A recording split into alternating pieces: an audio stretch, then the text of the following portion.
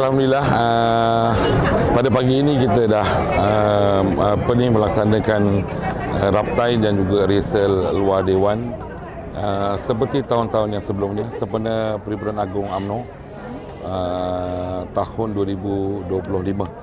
Ini adalah Perhimpunan Agung tahun 2025 tapi dibuat pada tahun 2026. Kita ada menyanyikan lagu UMNO dan juga lagu wanita, pemuda dan juga lagu puteri. Dan perbarisan ini terdiri daripada skuad sayang, Swasabil dan juga ada satu tambahan adalah sekolah patriotik UMNO. Dia akan ada 3 komponen lah, kali ini berlainan daripada sebelum-sebelum ini. Dan semasa menaikkan bendera ini akan dihadiri oleh Yang Amat Berhormat Presiden UMNO, Timbalan Presiden UMNO, Majlis Tinggi UMNO dan juga Esko Wanita, Pemuda dan juga Puteri. Ini akan berlangsung nanti pada Jumaat 16 hari bulan pagi sebelum ucapan dasar Presiden. Perhimpunan Agung UMNO pada tahun ini saya rasa lebih meriah lagi sebab kali ini ramai tunggu untuk hadir dan saya tengok respon daripada booth jualan dan juga gerai-gerai yang kita offer memang habis dan juga ramai yang masih minta lagi untuk menyewa booth sehingga hari ini, tapi sebab tempat tu ataupun space tu yang ada tu kecil, jadi kita tak boleh nak menampung banyak lagi gerai.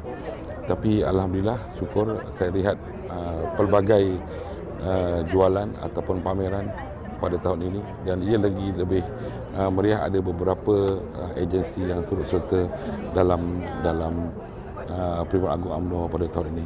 Seperti biasa juga di Carnival ini ada pameran ataupun booth yang daripada kementerian-kementerian dan juga agensi-agensi kerajaan. Perhimpunan Agung UMNO pada tahun ini akan kita mulakan seawal 14 hari bulan. 14 hari bulan Januari, hari Rabu, taklimat Presiden jam 3 petang dan pada malamnya adalah perasmian serentak wanita, pemuda dan puteri oleh Yang Amat Berhormat Datuk Seri Utama Timbalan Presiden UMNO. Dan setelah selesai, keesok paginya adalah Perhimpunan Agung Wanita, Pemuda dan Puteri di Dewan yang berlainan. Ini pun seperti biasalah. Dan pada malamnya, Khamis 15 hari bulan tersebut adalah mesyuarat khas Majlis Tertinggi UMNO. Dan PAU sebenar akan berlangsung pada 16 hari bulan, hari Jumaat pagi. Dimulakan dengan upacara menaikkan bendera di sini, di tapak ini. Dan seterusnya ucapan dasar Presiden di Dewan Mereka.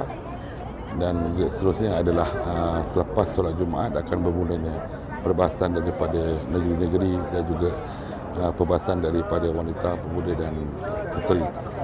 Dan selama 2 hari, 16 dan 17, PAU Perhimpunan Agung UMNO, dan akan berakhir pada hari Sabtu petang, lebih kurang jam 5 ataupun jam 6 petang.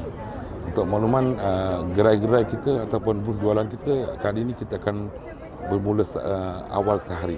Kebiasaan kita bermula hari Rabu, kali ini kita bermula hari Selasa pada 13 hari bulan. Jadi saya jumpalah beramai-ramai sama ada perwakilan-perwakilan ataupun siapa saja, semua yang boleh hadir ke sini untuk memeriahkan lagi Perhimpunan Agung UMNO pada tahun ini, dan bolehlah pergi ke mana-mana jualan ataupun gerai-gerai bersempena dengan Perhimpunan Agung UMNO.